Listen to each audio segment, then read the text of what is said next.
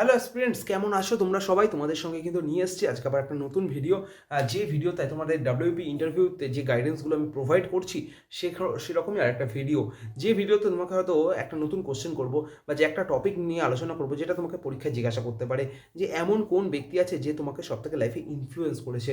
হ্যাঁ, কোশ্চেনটা সহজ মনে হলেও কোশ্চেনটা কিন্তু সহজ না। তুমি যদি বলো আমার বাবা, তো তোমাকে কোশ্চেন আসবে কেন তোমার বাবা? এবার তোমাকে তার একটা সলিড রিজন দিতে হবে যে জন্য তোমার বাবার দ্বারা তুমি মানে ইনফ্লুয়েন্স হয়েছো, বা তুমি তোমার বাবাকে ইন্সপায়ার্ড মানে অনুপ্রাণিত হয়েছো বাবার দ্বারা। তো সেকেন্ড যদি তুমি বলো যে এপিজে আব্দুল কালাম, কেন এপিজে আব্দুল কালাম? এত ব্যক্তিত্ব রয়েছে, বাট এপিজে আব্দুল কালাম বা তোমার বাবা শুধু কেন? আরও তো অনেক ব্যক্তিত্ব রয়েছে। এবার এই যে কারণগুলো তুমি দিচ্ছ বা তোমার যে নামগুলো তুমি বলছো, তার পেছনে না অনেক সুন্দর সুন্দর ব্যাখ্যা তোমাকে রাখতে হবে।